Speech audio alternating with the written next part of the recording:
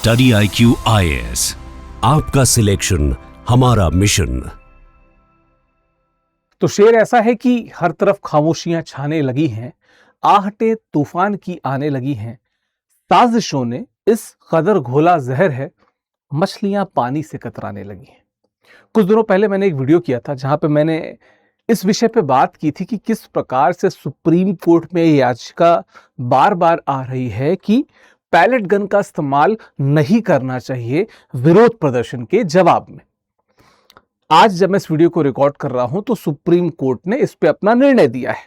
Supreme court ने क्या कहा है इस पे ही हम लोग बात करेंगे, लेकिन उससे पहले हमें समझना होगा कि जहां एक तरफ जनता जो है, जो जेनजी हैं, जो युवा हैं, वो निश्चित तौर पे विरोध प्रदर्शन कर सकते हैं, लेकिन दूसरी तरफ सरकार को भी ये चीज सुनिश्चित करनी होगी कि इस प्रकार के विरोध प्रदर्शनों को उग्र होने से बचाया जाए या इनके हिंसक होने से बचाया जाए। और यही जो द्वंद्व है, इसका ही खामियाजा कई बार छात्रों को भुगतना पड़ता है, कई बार केसेस के तौर पे पुलिसकर्मियों को। आज भी इस पर ही विस्तार से बात करेंगे और देखेंगे कि सुप्रीम कोर्ट ने क्या कहा, क्या उन्होंने ग्रीन सिग्नल दिया। अंत तक जुड़े रहिएगा इस वीडियो पे, बहुत सारी बातें जानने समझने को है। इससे पहले मैं आगे बढ़ूं, बताता चलूं, ये मेरा टेलीग्राम है, टारगेट यूपीएससी बाय विकास सिंह। स्कैन करिए और जुड़िए, पीडीएफ यही मिलेगा, डिस्कशन यहां होता है, मैं स्टूडेंट से बात करता रहता हूं। मेरा इंस्टाग्राम है विकास लाइव, स्कैन करके जुड़िए, यहां पे भी आपसे मुलाकातें बातें होंगी। बाकी आप मुझे ईमेल भी कर सकते हैं, सभी आईडीज मेरी यहां पे आपको मिल जाएंगी। अच्छा, ये जो पीडीएफ है ये भी इसी टेलीग्राम पे मिलेगा। क्योंकि आज तारीख है 30 और कल जो हमारा जो गुरु कृपा ऑफर है वो खत्म हो जाएगी, तो मेरा कोड विकास लाइव इस्तेमाल कीजिए मैक्सिमम डिस्काउंट के लिए।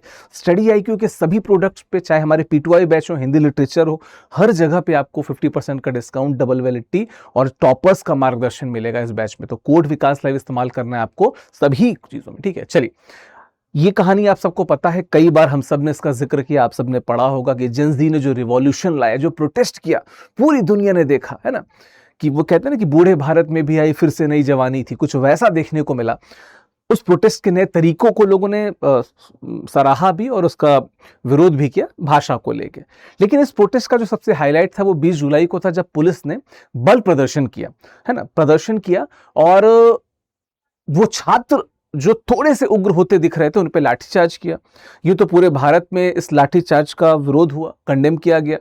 हमने भी इस बात पे रखा कि हाँ, छात्रों पे इस प्रकार से लाठीचार्ज नहीं होना चाहिए था, लेकिन पुलिस ने कहा कि ये ग्रेडेड रिस्पांस एक्शन के तहत हमने किया था, जरूरी हो गया था इस प्रकार से करना। शुरुआत में तो डिनाई भी कर रहे थे, लेकिन वीडियो से प्रूफ हो गया। लेकिन बात यहाँ पे रुकती नहीं है, बात इसके आगे जाती है कि जो पैलेट गन का इस्तेमाल किया वो कितना जस्टिफाइड था, क्योंकि बिहार में तो हमने ऐसे बहुत सारे विजुअल्स देखे।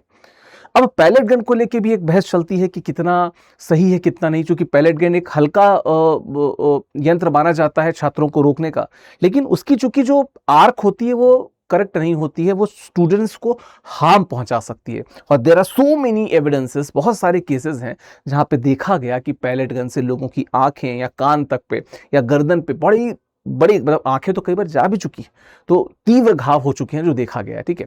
तो इन सभी चीजों को देखा, कनाट प्लस के बाद स्थिति बिगड़ने पे लाठीचार्ज हुआ, RF हुआ और पैलेट गन का कथित इस्तेमाल हुआ। बात यहीं से आगे बढ़ती है ना, बात यहीं से आगे बढ़ती है। अब होता क्या है कि यशोवर्धन आजाद जो पूर्व IPS अधिकारी हैं और IB डायरेक्टर रह चुके हैं, उन्होंने 2 पीड़ितों के साथ में अनुच्छेद 32 के तहत, अनुच्छेद 32 जहां पे हम रिट याचिका दाखिल कर सकते हैं, उसके तहत एक जनहित याचिका PIL यानी कि पब्लिक इंटरेस्ट लिटिगेशन दाखिल की, ठीक है। क्या मांगे थी कि पैलेट गन का इस्तेमाल देशव्यापी रूप से बंद हो।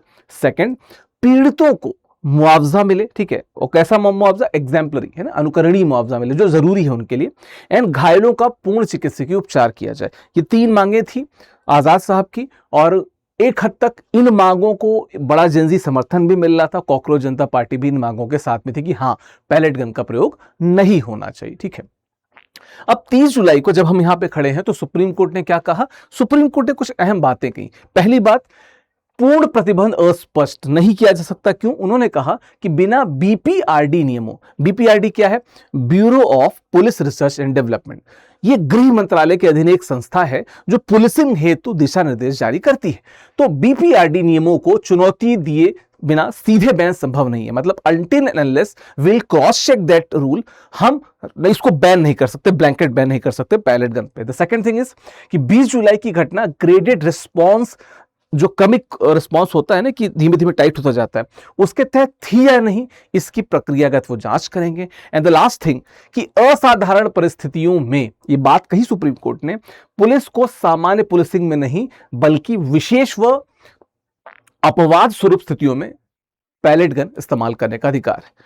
तो उन्होंने कहा कि अगर तो स्थितियां असामान्य हो गई तो अपवाद स्वरूप पैलेट गन का इस्तेमाल कर सकती है पुलिस। सुप्रीम कोर्ट ने इस बात को क्लियर किया। ध्यान रखिएगा, अपवाद स्वरूप लिख दिया है, स्पेशल विशेष परिस्थितियों में लिख दिया है, ध्यान रखिएगा।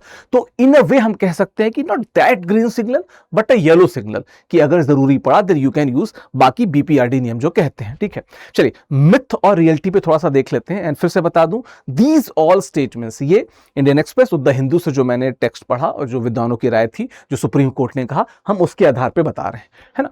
तो पैलेट गन का इस्तेमाल, मिथ ये चलाया गया। सुप्रीम कोर्ट ने कहा कि पुलिस को खुली छूट मिली।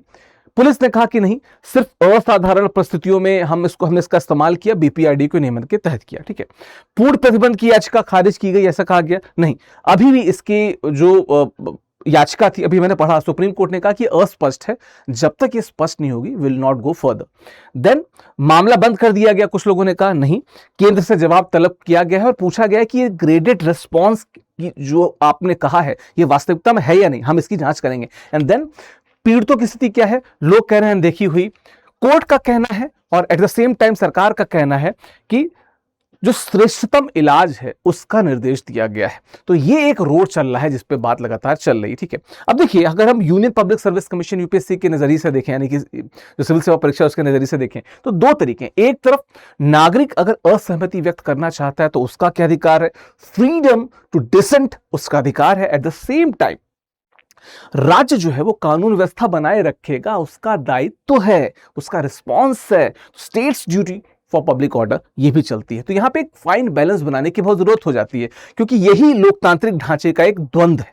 ये एक ऐसा द्वंद्व है जिसको लेकर सरकारें अगर सजग नहीं हैं तो ये बैलेंस हिलेगा और सरकार पे प्रश्न पूछा जा सकता है। ठीक है, हमने इसको भी बात की है, मैंने पिछले वीडियोस में बात की है कि संवैधानिक आयाम क्या है। एक वहां पे भी डाइकोटोमी दिखती है, जहां पे एक तरफ हम कहते हैं कि आप को भाषा अभिव्यक्ति की स्वतंत्रता है, आपको निरायुध एक साथ आंदोलन करने की, या जिसे हम कहते हैं कि बिना हथियार के आप एक साथ जुट सकते हैं, आप विरोध प्रदर्शन कर सकते हैं, but at the same time state के पास युक्त निर्बंधन यानी कि रीजनेबल रिस्ट्रिक्शंस लगाने की भी क्या है, उनको छूट है। और ये इसकी भी कंडीशंस है कि रीजनेबल कंडीशंस क्या है, कब लगा सकते हैं, उसकी 4-5 कंडीशंस है, मैंने तमाम वीडियो में डिस्कस किया है। मेरी कंप्लीट पॉलिटी सीरीज भी देख लीजिएगा, वहां पे भी डिस्कस किया है। तो स्टेट को लगता है कि अगर स्टेट पे खतरा है तो वो युक्त निर्बंधन लगा सकता है, इसकी हमने बात की थी। ठीक है, थोड़ा सा और देख लेते हैं।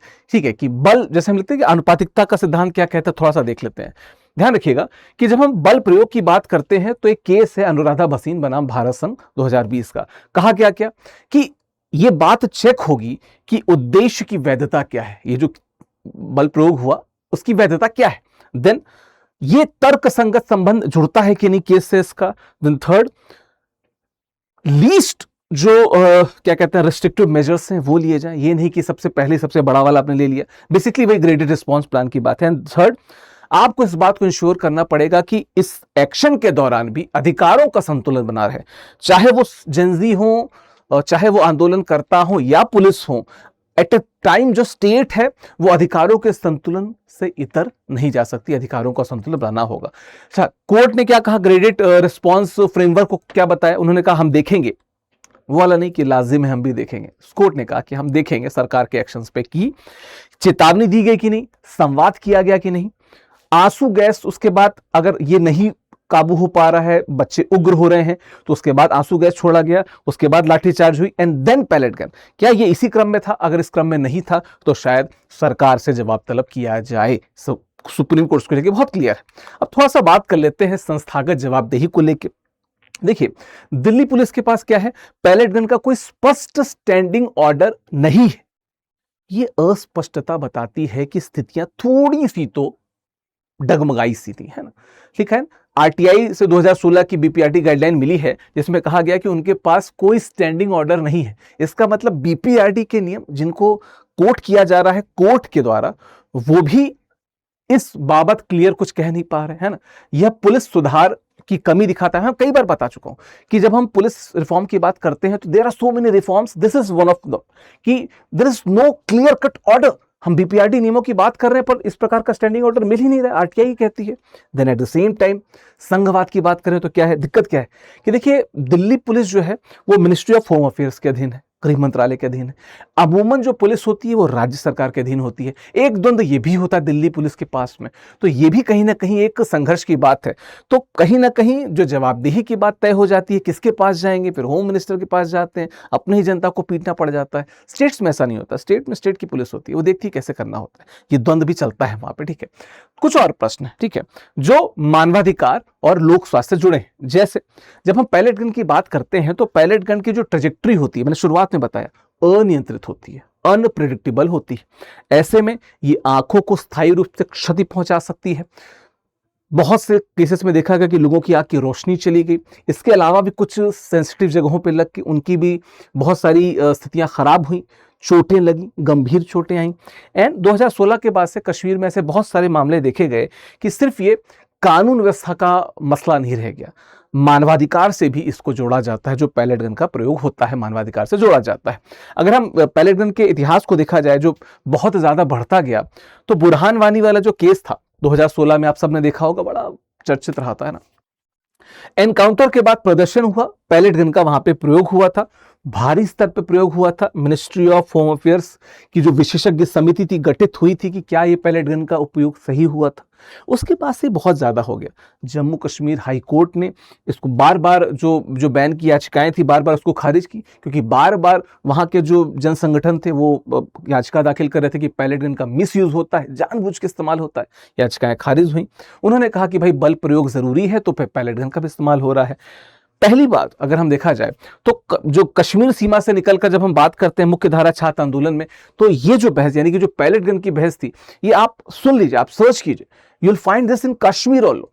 बट अब जब ये बात दिल्ली छात्र आंदोलन से जुड़ गई है, आम स्टूडेंट से जुड़ गई है, जेनजी से जुड़ गई है, तो निश्चित तौर पे इस पे बहस थोड़े से आगे तो जाएगी। सुप्रीम कोर्ट भी इस बात को लेकर थोड़ा सा क्लियर है कि हम पैलेट गन पे एक निर्णय तो देके जाएंगे। खुद आईपीएस अधिकारी जब याचिका दाखिल कर रहे हैं तो बात थोड़ी सी गंभीर भी हो जाती है। तो जम्मू कश्मीर से हट के अब दिल्ली तक अगर इसका रास्ता आ गया है तो कुछ बातें तो गंभीर होंगी। चलिए, अब कोर्ट ने क्या कहा कि क्या क्या चीजें हम देखेंगे, जवाबदेही तय की जाएगी। तो कोर्ट ने सॉलिसिटर जनरल को क्या कहा कि जांच के लिए क्या क्या रिकॉर्ड सुरक्षित किया जाए, सीसीटीवी फुटेज सुरक्षित रखी जाए, ड्रोन बॉडी कैमरा फुटेज है उसको हम देखेंगे, ठीक है, वायरलेस लॉग जो किए जा रहे थे उसको देखेंगे, और आरएएफ यानी कि रैपिड एक्शन फोर्स जो है उसका जो एम्यूनिशन लॉग है कि कितना इस्तेमाल किया कितना नहीं, हम उसको भी देखेंगे, क्योंकि उसी ने इस्तेमाल किया है।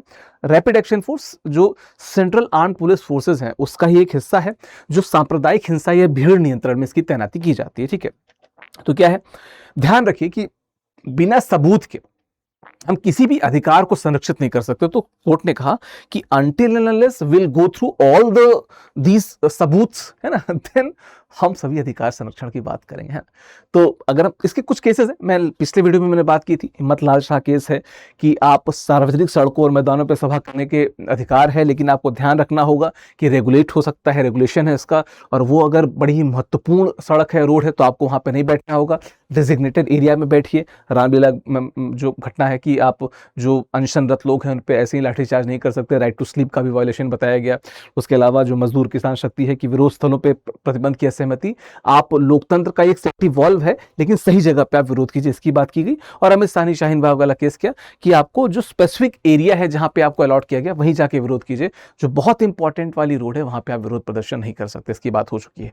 तो आगे की राह क्या है कि सार्वजनिक स्तर पे एक स्टैंडर्ड ऑपरेटिंग प्रोसीजर डिसाइड किया जाए, क्या कि भीड़ नियंत्रण उपकरणों के नियम पारदर्शी हों, कोडिफाई किए जाएं, संहिताबद्ध हो। सेकंड चीज, गैर घातक तकनीकों का प्रयोग ज्यादा हो, ठीक है, laser dazzler, net gun, LRD, water cannon का उपयोग बढ़ाया जाए पैलेट गन की बजाय। देन स्वतंत्र जांच कराई जाए, जो बल प्रयोग के जो मामले हैं इनकी स्वतंत्र जांच हो, बाइस्ड जांच न लगे आम जनता को। And eight the same time जो पुलिस बल है ना उनको प्रॉपर प्रशिक्षित किया जाए कि भाई ये जो ग्रेडेड रिस्पांस प्लान है, यानी कि खतरे की तीव्रता के अनुपात में जो बल का क्रमिक प्रयोग होता है वो हम आपको सिखाएं, ताकि आप समझ सकें आगे के लिए कि किस प्रकार से इसका प्रयोग करना है, कि सीधे ही पैलेट गन नहीं ताल देनी, समझाना है शुरू से लेकर ऊपर तक हर अधिकारी को, ठीक है। तो क्या कह सकते हैं कि हाँ, ग्रीन सिग्नल तो नहीं है, सशर्त हम इसको येलो सिग्नल मान सकते हैं कि अगर तो कंडीशन लगी, अगर ऐसा लगता है कि स्थिति हाथ से ज्यादा बाहर निकल रही है, तब आप अपवाद स्वरूप इसका प्रयोग कीजिए, अदरवाइज नहीं कीजिए। और आपको संतुलन बनाना होगा इस बात पे कि लोगों के अधिकार भी हैं। चलिए प्रश्न एक, अच्छा इस विषय पे आपकी राय जरूर देती जाएगा, क्या लगता है इस बात में, क्योंकि बहुत समय हो गया इस तरह के विषयों पे बात करते हो, कमेंट बॉक्स में बताते जाइएगा। ठीक, एक प्रश्न है कि bureau of police research and development BPRD के संबंध में क्या सही है। यह एक संवैधानिक निकाय है जिसका गठन अनुच्छेद 246 के तहत हुआ है, नंबर 1। नंबर 2, यह केंद्रीय गृह मंत्रालय के अधीन कार्यरत एक संस्था है जो पुलिसिंग हेतु शोध व दिशा निर्देश जारी करती है। नंबर 3, यह राज्य सूची का विषय होने के कारण केवल राज्य सरकारों के अधीन कार्य करता है। नंबर 4, इसका गठन सर्वोच्च न्यायालय के आदेश से 2016 में हुआ था। ABCD में से उत्तर क्या है? इसका करेक्ट आंसर आपको PDF में जो टेलीग्राम पे अपलोड होगा वहां पे मिल जाएगा। कमेंट बॉक्स में आप अपना उत्तर देते जाइएगा। इस विषय पे आपकी राय क्या है ये भी बताइएगा। मैं एक चीज और बताना चाहता हूं, कल 31 जुलाई को हिंदी लिटरेचर का जो बैच है उसमें एडमिशन क्लोज हो रहा है। कल ही यानी कि 31 जुलाई को जो हमारी सेल है, गुरु कृपा सेल है, ये भी खत्म हो रही है। तो जो मेरा कोड है विकास लाइव, इसका प्रयोग कीजिए। एक तो 50% डिस्काउंट मिलेगा, एट द सेम टाइम आपको डबल वैलिडिटी मिलेगी।